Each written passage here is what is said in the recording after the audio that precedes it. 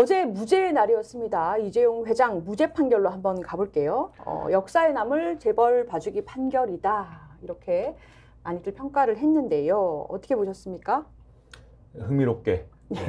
그렇죠. 흥미롭고, 웃으면서. 네, 상당히 흥미롭다. 예. 네. 그러니까 이재용 회장이 이제 소위 말하는 삼성, 이건 뭐 사건 표현을 어떻게 하느냐. 삼성물산 제일모직 부당 합병 의혹 사건 뭐 이렇게 언론이 표현을 하기도 하고, 네. 그다음에 뭐 삼성 바이오로직스 사건 뭐 이렇게 표현을 하기도 하고 여러 가지 표현을 하는데 어쨌든 1심에서 전부 무죄를 받았다라는 거에 대해서 아까 일면 쭉 보시면 알겠지만은 전부 무죄다라는 거에 대해서 이제 보수언론들은 굉장히 강조를 하고 있는 그런 상황인데 지금 이제 같이 기소된 사람들이 있지 않습니까? 최지성 전 삼성그룹 미래전략실장, 김종중 전 미전실 전략팀장, 장충기 전 미전실 차장, 나머지 피고인 13명 다 무죄 선고가 나왔다라는 겁니다. 그리고 지금 말씀드렸다시피 재판부는 이 삼성물산하고 제일모직 합병 2015년에 이 합병 자체가 이재용 회장의 경영권 승계를 위한 불법 합병이라는 검찰의 핵심 이 공소 사실부터 이제 부인했다. 이걸 받아들이지 않았다라는 게 핵심이고 그리고 이 합병에 예를 들면 경영권 승계만의 목적이다. 그러니까 유일한 이 목적이라고 볼 수 없다. 경영권 승계를. 다른 목적이 사업상의 다른 목적이 있었을 수도 있다라고 네. 우리가 생각할 수도 있다. 요거를 이제 인정한 것이고 그다음에 그 당시에 이제 합병 비율이나 이런 것들이 논란이 되지 않았습니까? 그랬죠. 경영권 승계를 하기 위해서 합병 비율을 다소 인위적으로 정하는 바람에 주주들이 손해를 입혔다라는 게 있었는데 예. 그거에 대해서 뭐 그렇지 않다. 네, 이것은 뭐 주주들의 꼭 손해라고 볼 수 없다. 이렇게 판단을 했고 또 이제 그 외에 이제 대목에 대해서도 뭐 예를 들면은 이게 복잡한 여러 가지가 있는데 예를 들면 공시를 제대로 했느냐. 네. 삼성 바이오로직스가 예를 들면은 이게 복잡한 얘기여서 길게 얘기해야 되는데 네. 시간이 없으니까는 길게 얘기는 안 하겠는데 네. 그런 여러 가지 혐의에 대해서도 대부분 그렇게 판단할 수 없다. 이렇게 판단을 했다는 거예요, 재판부는. 근데 여기서 신문들의 좀 특징, 제가 본 재밌는 점은 그럼 이게 어쨌든 전부 무죄가 나왔지 않습니까? 야, 이제 이건 누구 탓이냐? 이걸 신문들이 따지고 있는 게 가장 흥미로운 포인트였다. 이렇게 말씀드리겠습니다. 그러면은 무죄가 난 것 자체가 기소한 검사의 탓이냐? 아니면 뭐 재판부의 탓이냐? 이렇게 지금 다투고 있는 건가요? 그렇게 볼 수도 있고 어떤 신문들은 야, 이거 판사가 좀 잘못한 것 같은데 라는 시선도 깔고 있지만 검사가 잘못했다면 어떤 검사의 잘못이냐?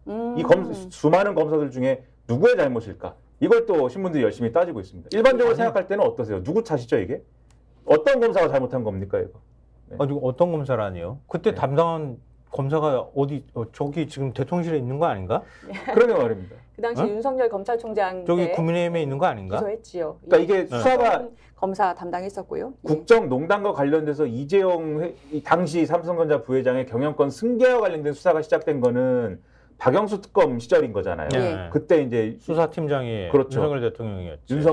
윤석열 이제 팀장이 있었던 거고 그 밑에 한동훈 검사가 있었던 거고 뭐 이랬던 시절인 거고 그게 문재인 정권 들어서 윤석열 서울중앙지검장이 있었던 것이고 한동훈 차장검사가 있었던 것이고 요 시스템에서 수사가 진행이 된 거고 그 이후에 윤석열 검찰총장 시절에 이제 그 당시에 또 이복현 금감원장이 검사로서 또 이 수사를 책임졌고 기소를 한 겁니다. 그렇기 때문에 한겨레라든지 경향신문 이런 데서는 윤석열 라인 검사들이 결국은 이 문제에 대해서 제대로 하지 못한 거 아니냐. 이 부분을 많이 이제 지적을 하고 있는 건데 무능력한 검사들 아닙니까? 그러게 말입니다. 근데 아니 사법농단도 그렇고 그렇죠. 근데 삼성 경영권 승계 문제도 그렇고 전부 다 그럼 정유라의 말은 어떻게 된 거예요? 그러니까요. 아니, 그러니까 정유라의 말은 국민들이 보실 때는 유죄인 건데 유죄 상식적으로 볼 땐 유죄인데 검사들이 기소를 해가지고 지금 수사한 건 무죄가 판판이 나는데 저는 여기서 경향신문의 기사가 굉장히 날카롭다는 생각을 했어요. 뭐냐면 당시에 1심 재판하는 지금까지 3년 5개월 동안 공판을 거듭할수록 재판에 참여하는 검사 수도 줄었다.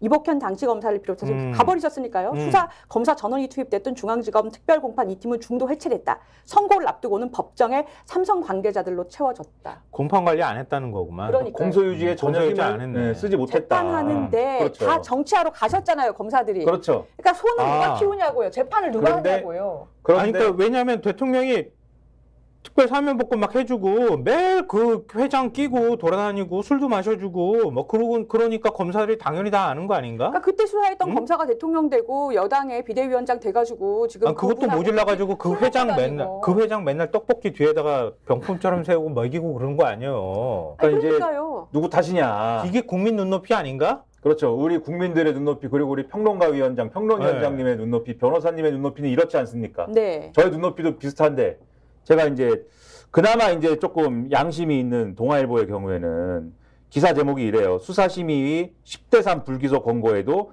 이복형 기소 강행. 그러니까 이거는 이복형 검사가 무리하게 기소를 해서 비어진 문제이다. 기소를 안 했어야 된다 그러니까. 아, 이복형 검사가. 예. 그럼 이복현 금감원장 사퇴해야 되는 거 아닌가? 그래서 책임 지셔야겠네요. 네. 동아일보가 지목하는 범인은 이복형 검사입니다. 그래서 사설에서도 검찰이 이 사건을 수사하고 기소할 때부터 무리수라는 지적이 많았다. 하지만 당시 이복형 부장검사가 이끌던 수사팀이 기소를 강행했다.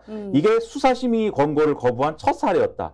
수사팀이 전문가의 의견과 비판 여론을 무시하고 기소를 고집한 결과가 전부 무죄다. 검찰로서는 자업자득이라는 비판을 피할 수 없게 됐다. 기소를 밀어붙인 이 원장은 무죄 판결에 대해 대체 뭐라고 할 건가? 이렇게 이복형 금감원장을 왜 기소했냐라고 꾸짖고 있어요. 아예 근데 기소가 아니 근데 그렇게 됐다. 쓰면서 정말 진짜 낯간지럽지 않나? 근데 아니, 제가 그러니까요. 지금 네? 동아일보가 그나마 양심이 있다라고 평가를 했지 않습니까? 예, 예. 그 왜? 이런 악랄한 사설을 쓰고 기사를 썼는데 왜 양심이 있다고 평가를 하냐? 더한 사설을 쓰신 분들이 있기 때문이죠.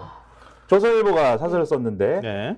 조선일보 기사 사설을 썼는데 조선일보 기사를 보면 이렇게 나와요. 이 사건은 2016년 12월에 참여연대가 삼성바이오로직스 분식회 의혹을 제기한 데 시작이 됐는데 그때 집행위원장이 김경률 현 국민의힘 비대위원이고 그 다음에 당시 박영수 특검팀 파견검사였던 한동훈 국민의힘 비대위원장, 이복형 금융감독원장이 수사를 진행한 것으로 알려져 있고 특검팀 수사팀장이 윤석열 대통령인데 그리고 2020년 9월 달에 불구속 기소가 될 때 업무상 배임 혐의가 추가됐고 이때 이복현 당시 경제범죄 형사부장이 기소를 강하게 주장한 걸로 알려졌다. 요까지는 비슷합니다. 근데 예. 이 회장을 기소한 시점에 서울중앙지검장은 이성윤 현 법무연구원 연구위원이었다. 법무연수원 연구위원이었다. 설마 또 이성윤 서울중앙지검장은 이 회장 기소를 반대하지 않았고 윤석열 검찰총장도 보고를 받았던 걸로 전해졌고 한동훈 비대위원장은 법무연수원 연구위원으로 좌천돼 있어서 기소 때 결재선상에는 없었다. 그리고 사설에 뭐라고 썼냐면 이렇게 썼습니다. 이 수사는 윤석열 서울중앙지검장 때 시작됐지만 실제 수사를 본격화하고 관련자들을 기소한 것은 설마 문재인 전 대통령의 시대 때이던 이성윤 서울지검장이 검찰을 장악했을 때였다. 문정부의 적폐몰이와 반기업 풍조가 검찰의 무리한 기소에 영향을 끼쳤을 것이다. 이거 써놨다가 복붙하나요? 이번 사건을 계기로 우리 사회의 일각의 반기업 풍조, 일부 검사들의 비뚤어진 공명심과 수사 방식에도 변화가 있어야 된다. 아, 스픽스는 말하는 언론입니다. 대세는 유튜브, 그중에서 스픽스. 좋아요, 댓글, 구독, 알림 설정. 여러분이 저희를 사랑해 주시고 우리가 여러분을 사랑하는 4가지 방법입니다.